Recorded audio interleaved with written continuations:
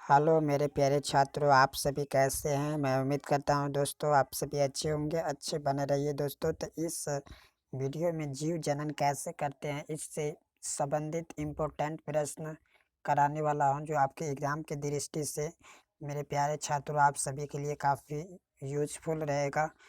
ठीक है दोस्तों, तो आपका ज़्यादा ना समय लेते हुए दोस्तों मैं वीडियो को स्टार्ट करता हूँ।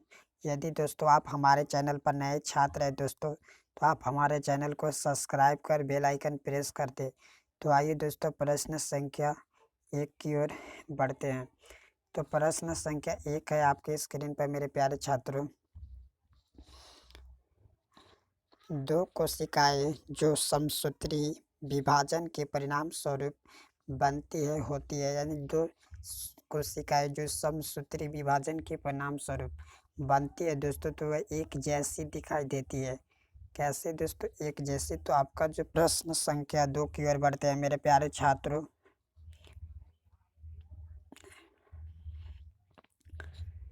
ईस्ट में जनन की सामान्य विधि है, तो इसमें जनन की सामान्य विधि क्या है दोस्तों? तो आपका ये होता है मुकुलन। आपका राइट आंसर हो जाएगा 2 का डी। प्रश्न संख्या 3 की ओर बढ़ते हैं मेरे प्यारे छात्रों। प्रश्न संख्या 3 है आपके अपने स्क्रीन पर कि विभिन्नताएं आधार होती है, तो विभिन्नताओं का आधार होती है जाति के उद्भव का भी, जय विकास का, समझ उपरोक्त सभी का। तो आपका जो राइट आंसर हो जाएगा उपरोक्त सभी। प्रश्न संख्या 4 की ओर बढ़ते हैं मेरे प्यारे छात्रों। प्रश्न संख्या 4 है, निम्नलिखित में से कौन सा जीव द्विखंडन द्वारा जनन करता है? तो द्विखंडन द्वारा कौन करता है दोस्तों? तो आपका अमीबा भी करता है, पैरामीशियम भी करते हैं और लेशमानिया भी करते हैं। तो आपका जो राइट आंसर हो जाएगा 4 प्रश्न का ऑप्शन डी। प्रश्न संख्या 5 की ओर बढ़ते हैं मेरे प्यारे छात्रों। पांचवा प्रश्न है कि मुकुलन किस जीव में देखी जा सकती है? तो किस में देखा जा सकता है मुकुलन? तो ये आपका दोस्तों ईस्ट में देखा जा सकता है। ठीक है दोस्तों, तो आपका जो राइट आंसर हो जाएगा ऑप्शन सी। प्रश्न संख्या 6 की ओर बढ़ते हैं मेरे प्यारे छात्रों। प्रश्न संख्या 6 है, प्लाज्मोडियम में अलैंगिक जनन की विधि है। तो प्लाज्मोडियम में अलैंगिक विधि का जो विधि होता है दोस्तों, वो होता है आपका बहुखंडन होता है। तो आपका होगा राइट आंसर छठा का भी। प्रश्न संख्या 7 की ओर बढ़ते हैं मेरे प्यारे छात्रों। प्रश्न संख्या 7 है, कालाजार रोग निम्नलिखित में से किसके द्वारा होता है? तो यह आपका दोस्तों लेशमानिया द्वारा होता है काला रोग।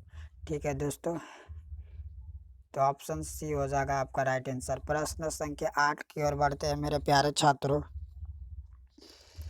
प्रश्न संख्या 8 है, ब्रायोफिल्म में कायिक प्रवर्धन होता है। तो किसके द्वारा होता है दोस्तों? तो ये आपको होता है पत्तों के द्वारा। तो आपका जो 8 के आंसर हो जाएगा मेरे प्यारे छात्रों ऑप्शन बी।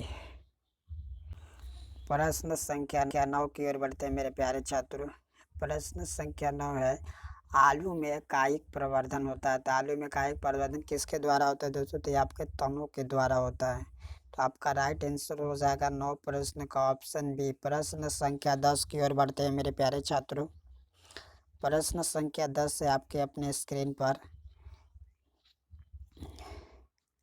कोशिकाओं ऊतक में कृत्रिम माध्यम में अनेक पौधे प्राप्त करने की क्रिया कहलाती है। तो क्या कहलाती है मेरे प्यारे छात्रों? कोशिका संवर्धन, ईस्ट संवर्धन, ऊतक संवर्धन या जीवाणु संवर्धन। तो आपका जो राइट आंसर हो जाएगा ये कहलाते हैं ऊतक संवर्धन। तो आपका 10 प्रश्न का आंसर सी हो जाएगा।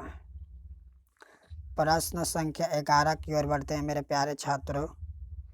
प्रश्न संख्या 11, राइजोबस में अलैंगिक जनन होता है बीजाणु जनन द्वारा, मुकुलन द्वारा, द्विखंडन द्वारा, उपरोक्त में से कोई नहीं। तो आपका राइट आंसर हो जाएगा बीजाणु जनन के द्वारा किया जाता है। तो आपका 11वां प्रश्न का आंसर हो जाएगा मेरे प्यारे छात्रों ए। प्रश्न संख्या 12 की ओर बढ़ते हैं मेरे प्यारे छात्रों। प्रश्न संख्या 12 है, निम्नलिखित में से अधिक विभिन्नताएं उत्पन्न होती है। तो अधिक विभिन्नताएं किस में उत्पन्न होती है मेरे प्यारे छात्रों? तो आपके अलैंगिक जनन में या कायिक प्रवर्धन द्वारा या लैंगिक जनन द्वारा, तो ये आपका होता है लैंगिक जनन द्वारा। तो आपका राइट आंसर हो जाएगा 12 का सी।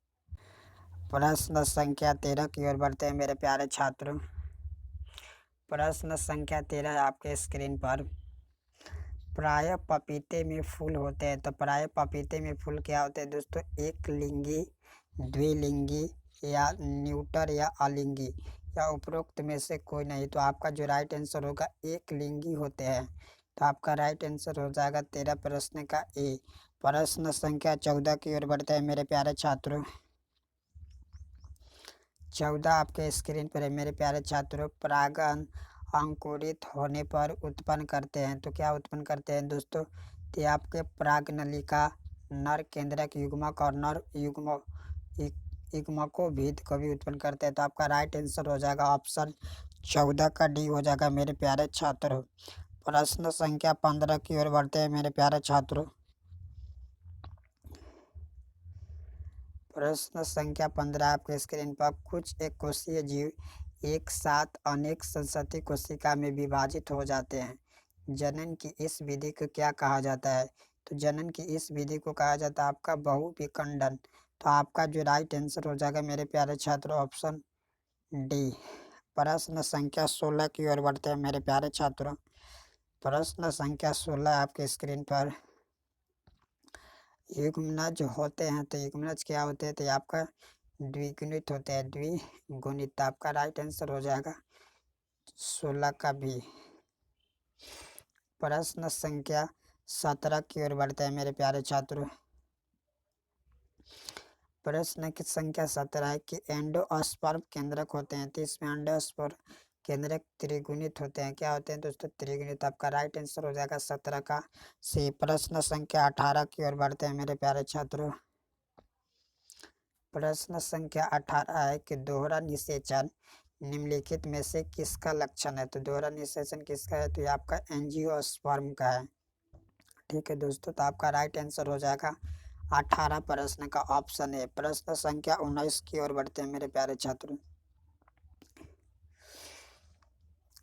प्रश्न संख्या 19 है आपके स्क्रीन पर। परिपक्व बीजांड कहलाते हैं। तो परिपक्व बीजांड क्या कहलाते हैं? तो इन्हें हम बोलते हैं बीज। क्या बोलते हैं मेरे प्यारे छात्रों? इन्हें हम बीज बोलते हैं। तो आपका राइट आंसर हो जाएगा ऑप्शन ए। प्रश्न संख्या 20 की ओर बढ़ते हैं मेरे प्यारे छात्रों। 20 प्रश्न है आपकी स्क्रीन पर।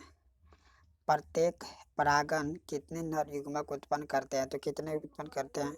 तो 2 करते हैं। तो आपका जो राइट आंसर हो जाएगा मेरे प्यारे छात्रों बी ऑफ 2 करते हैं। प्रश्न संख्या 21 की ओर बढ़ते हैं मेरे प्यारे छात्रों।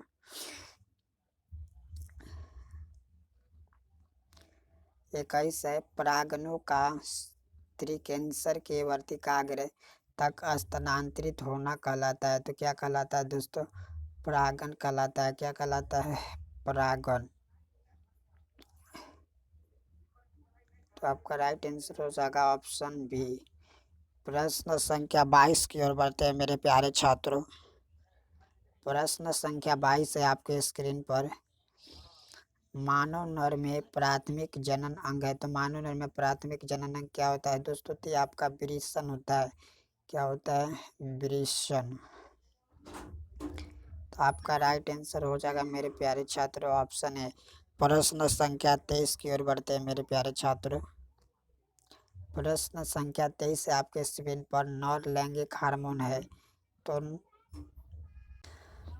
नर लैंगिक हार्मोन हो जाएगा आपका दोस्तों टेस्टोस्टेरोन। ऑप्शन सी हो जाएगा आपका 23 प्रश्न का आंसर सी। प्रश्न संख्या 24 की ओर बढ़ते हैं मेरे प्यारे छात्रों।